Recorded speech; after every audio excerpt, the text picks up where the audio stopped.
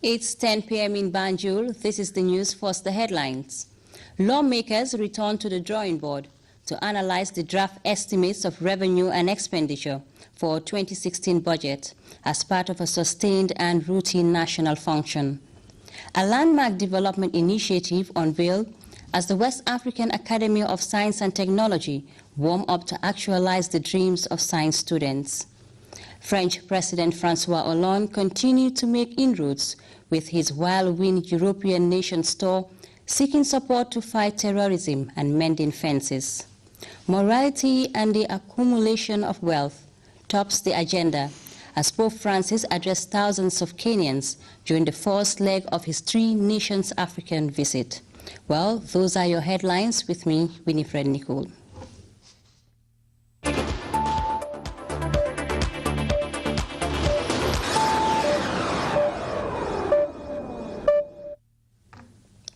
Thanks for joining us once again. The President of the Republic, His Excellency, Sheikh Professor Alhaji Dr. Yahya A. J.J. Jammeh Babili Mansa, will return to Banjul after completing the provincial leg of his Dialogue with the People tour on Saturday, 28 November 2015. President Jammeh will depart Kanilai at 10 a.m. on Saturday, and members of the general public are strongly urged to come out in their numbers and line routines leading to the capital city to give the head of state a befitting welcome. Baby Mohammed Jammeh clocks 8 this month. At the State House Thursday evening, a party was organized by the first family to celebrate the birthday. The ceremony, graced by cabinet ministers and students from schools within the Greater Banjul area, were also punctuated by feasting and dancing and birthday wishes.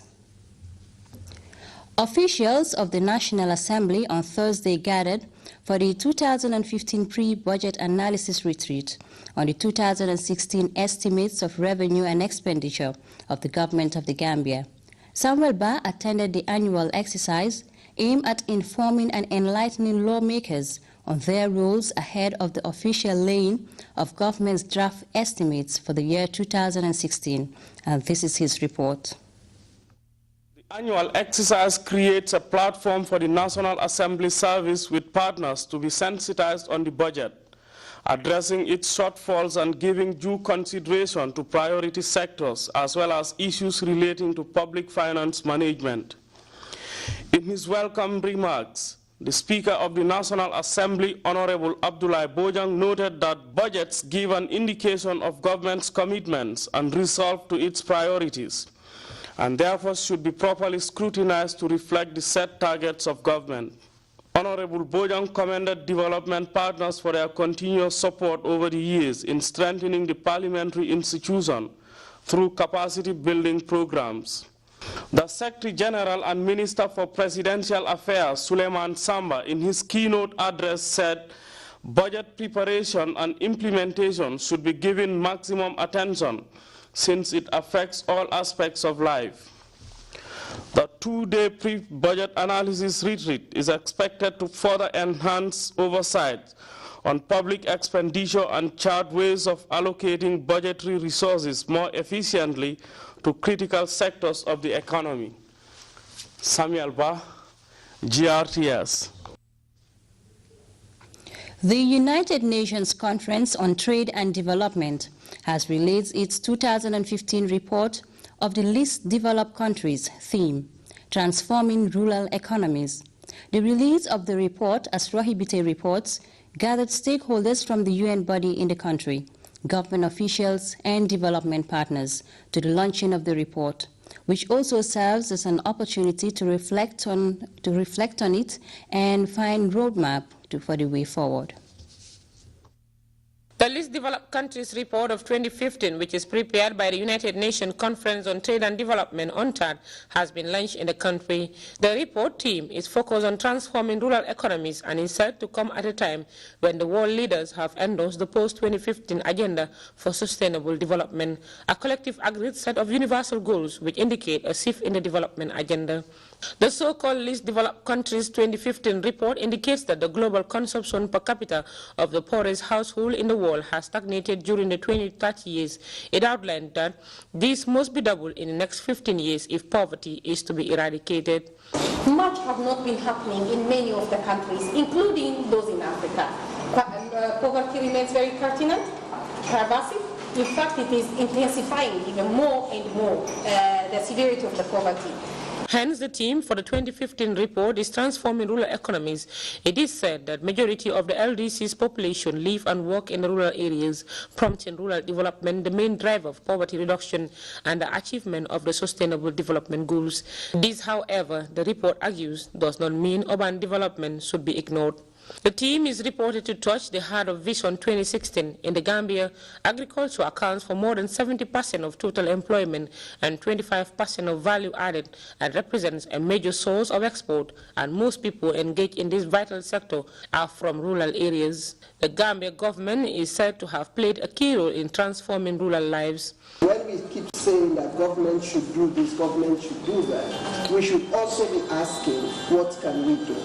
Transforming agriculture is not a simple thing. As somebody said, you have to make agriculture attractive for people to go into it, because it's not something you go into the ground, you dig it out, and you go and sell it for billions. It's something that is hard work. It's something that has to have the corresponding policy, appropriate policies, to make it a lot more attractive. An overview of the recent trends and outlook for the least developed countries is reported to have indicated slow economic growth since 2012, with the exception of the fuel exporting countries. These and several other factors hindering growth and the eradication of poverty was a point of discussion by stakeholders, who all raised key issues they believe need to be tackled if targets are to be achieved. The report talks about the need to add value and also improve productivity quantities in a variety of ways. Sometimes the improvements were through the provision of better quality seeds and farming methods. Other times it was through better storage methods, as lots of food do not get to the market because it is spoiled by rodents and pests. So the question of really our projects having an impact on the communities that where these projects are needs to be revisited. I think we need to seriously, maybe the experts, economists, agriculturalists, will have to go back again. Look at what we are doing, where are we doing wrong, and what we are doing right. And this cannot be answered in the absence of the farmers. And now that the report has been launched, it is hoped that stakeholders will take the necessary steps to work on the issues highlighted in the report so as to transform rural economies as well as eradicate poverty. Rahibite, GRTS. West African Academy of Science and Technology has on Tuesday inaugurated the first ever Science and Technology Academy at Brusubi Layout. As Buba SMCC reports, the school is set to accept students from grades 7 to 12, giving physics, chemistry, and biology as priority subjects. The ceremony was attended by officials from both private and public institutions. Also among them were friends from Norway. I wish and dream about the of every single individual. I congratulate you. Mohamed Jah, the CEO of QCell, gives an inspirational speech to the students, encouraging them to be disciplined and honest. He says one has to be mentally rich.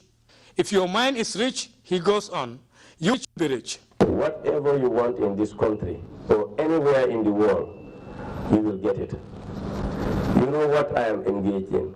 I don't have that money. I don't have that money. I have to go get the money, and I need the money. I get the money. And that's what I will just advise the students.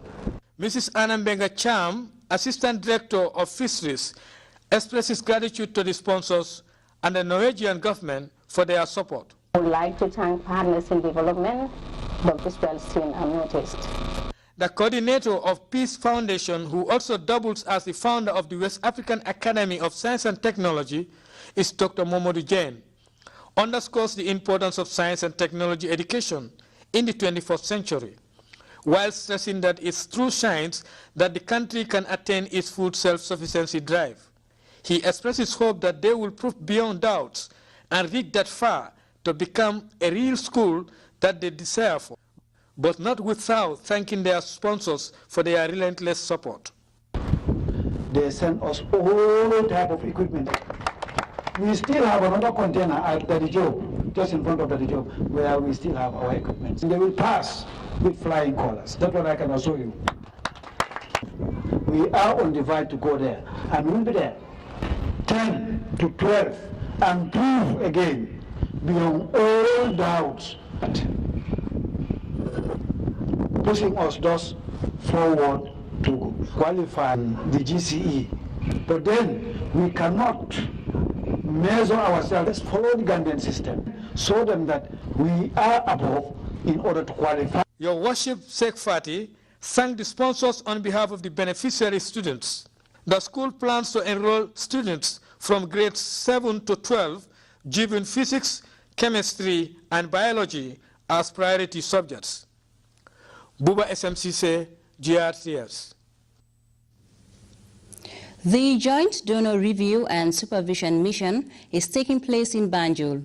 The Forum of Educationists and stakeholders, particularly the donors, discuss progress made in education, challenges, and the way forward.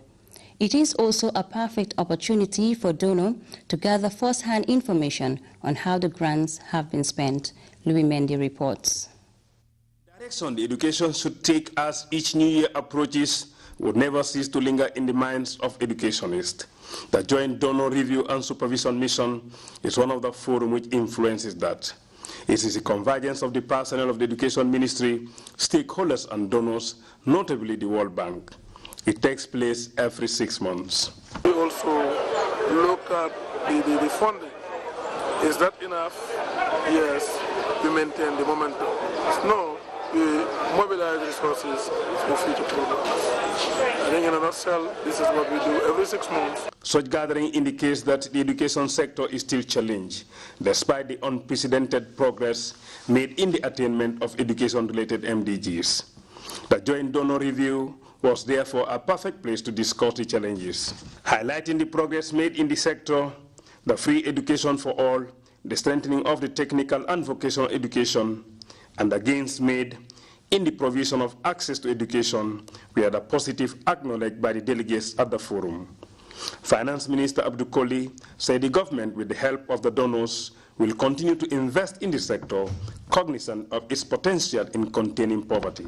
Household heads without any education, poverty levels were in the range of 58.4%, while household heads with tertiary education, poverty levels were 17%. So for me, that alone is an incentive to spend in education to ensure that everybody is educated. The more you are educated, the more creative you become, and therefore the more you are able to address poverty. What we started doing is to identify as a pilot project some of the skill centers that are found in the rural areas as pilots. So we started with Gayoro in Farafenye and also inside training in Basse.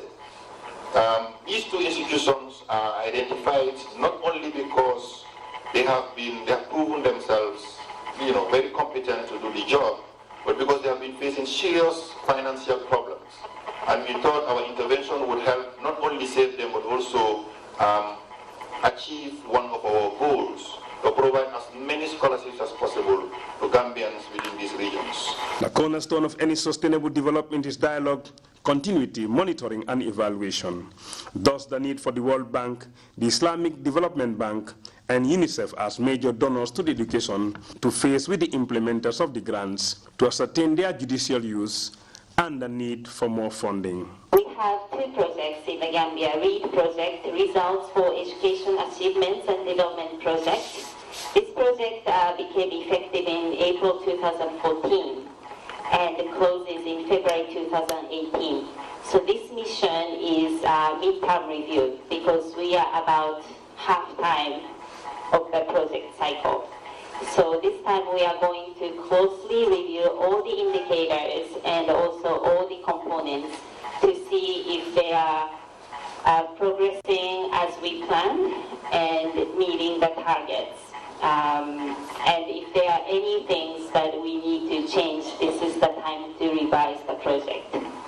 We are happy that Gambia is making a good social and economic achievement. To its credit, human capital development is a key driver not only of economic growth, but also an important for greater social stability. At the national level, the education sector concluded consultation and dialogue on the national education policy, which culminated into a national conference on education. The participatory nature of the consultation and dialogue held at community, regional, and national levels was indeed a good practice. The joint donor review is a holistic approach to better education. Louis Mendy, GRTS. Food and Agriculture Organization on Thursday conducted a day-long seminar on cross-sectoral forestry and food security policy analysis framework. As Aissatou Jatta reports, the aim of the seminar is to validate the current country assessment report on the cross-sectoral forestry and food security policies and explore the ways to strengthen the contribution of forests to food security and nutrition in the Gambia. It was a day-long validation seminar for stakeholders of the Gambia's forestry policy assessment, and the moment provided participants the ideal platform to discuss issues of better food security and sustainable forest management report.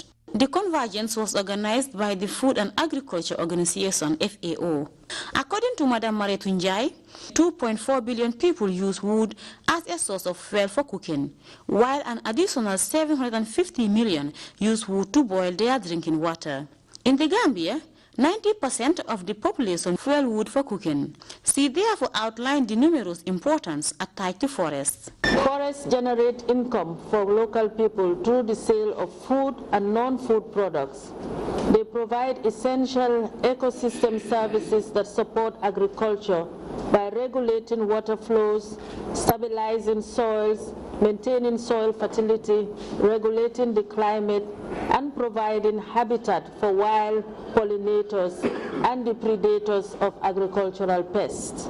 For his part, the Director of Forestry pointed out that forest serves as a source of food and income generation for many people in communities all over the world. Trees are also an integral part of agricultural systems of many small-scale farmers, providing both cash and subsistence benefits which come from trees that are planted or managed on farms, as well as from forest resources in communally managed forests, such as community forests. Therefore, enhancing food security and nutrition through sustainable forest management requires a comprehensive intersectoral approach among government agencies, which should lead to integrated landscape management. Laura Jean of the FAO Banjul office said, having a sound and comprehensive framework put in place at national level is vital. The previously mentioned field testing of the cross-sectoral forestry and food security policy analysis framework has been developed to serve as a tool to assess the extent of linkages between national forest and food security policies. Once again, each national assessment report, which will be developed across 6 to 7 countries in the world, is expected to strengthen the contribution of forest sector to achieve the country's food security and nutrition objectives by identifying key areas for improvement within the forestry and food security policies and programs. It is observed that to better understand forests' contribution to food security and nutrition, developing capacities and mainstreaming cross-sectoral forestry and food security policies and programs are crucial. Aissatou Jatta, GRTS. That report by Aissatou Jatta takes us to a first break, but we'll be back with news from outside the Gambia. Stay tuned.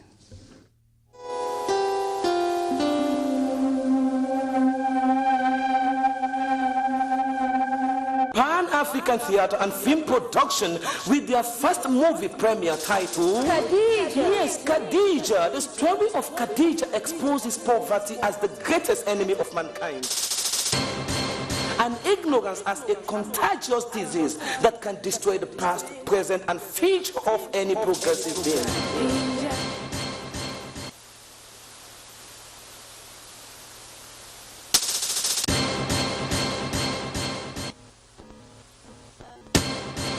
Aisha Jallo, Adi Kali Kamara, Umu Jallo, Modulamid Gassama, with many others within the sub-region.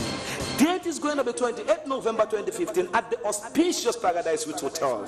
Time is 8 p.m. Ticket $200 is unpaid one, $300 is single, and $500 is double. Wow! Maneka Island, you dem why? Be more neka aferi Pan-African.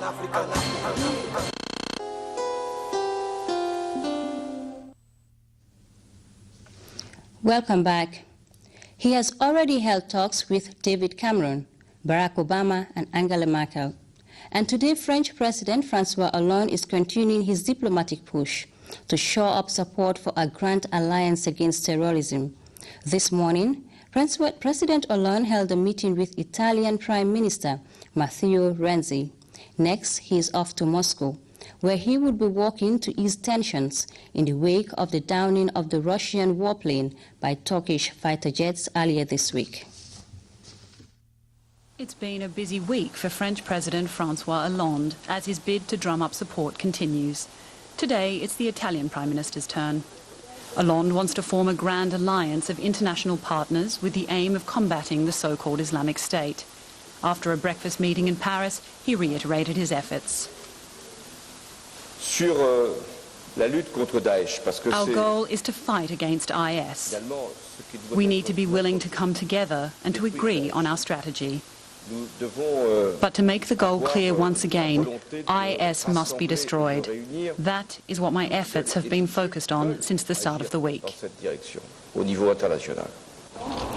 Yesterday, during key talks with German Chancellor Angela Merkel, Germany assured France of its commitment to an international alliance. Terrorism is our joint enemy.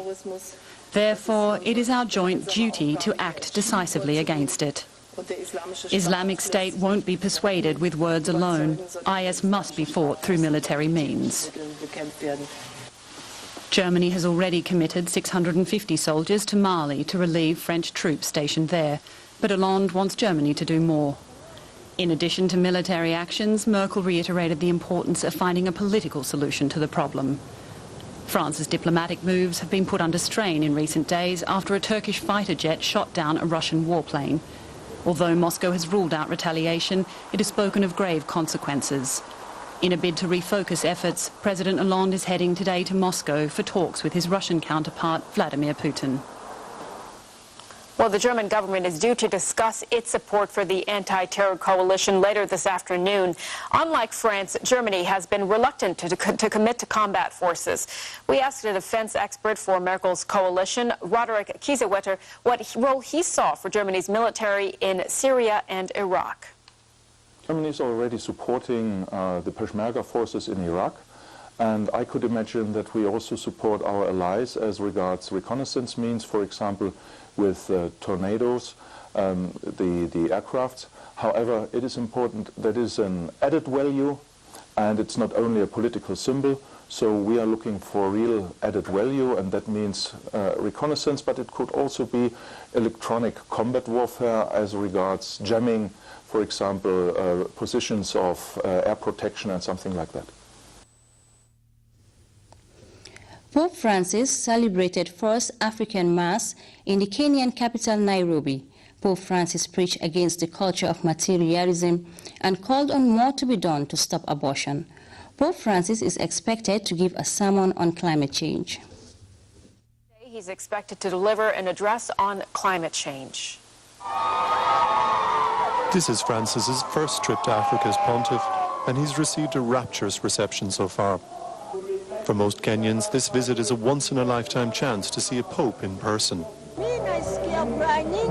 I feel so much joy as a Kenyan because the Pope has come to visit us. Maybe our country will be blessed and stand tall.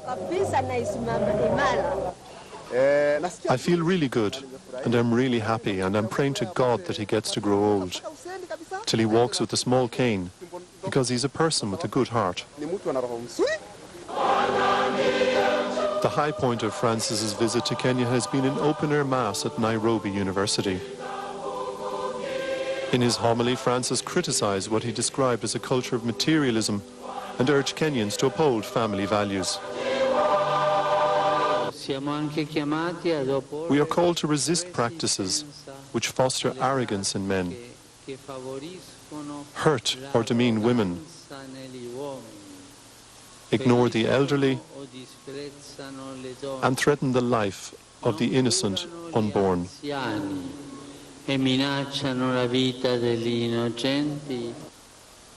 Reconciliation between religions is another theme for Francis in Africa. Ahead of the Mass, Francis met with other religious leaders. Kenya has been the target of Islamist terror groups in the past, and he called on Kenya's religions to act as peacemakers. And before we take leave of you, a recap of the day's main stories. Lawmakers are returning to the drawing board to analyze the draft estimates of revenue and expenditure for 2016 as part of a sustained and routine national exercise. A landmark development initiative unveiled as the West African Academy for Science and Technology is warming up to actualize the dreams of the science students.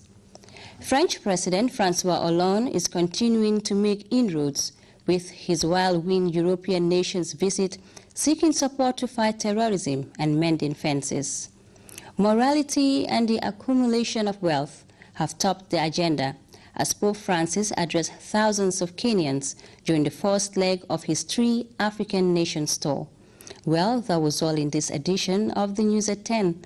From me, Winifred Nicol, and the entire news team, thanks for the pleasure of your company. Do stay with us and enjoy the rest of our programs.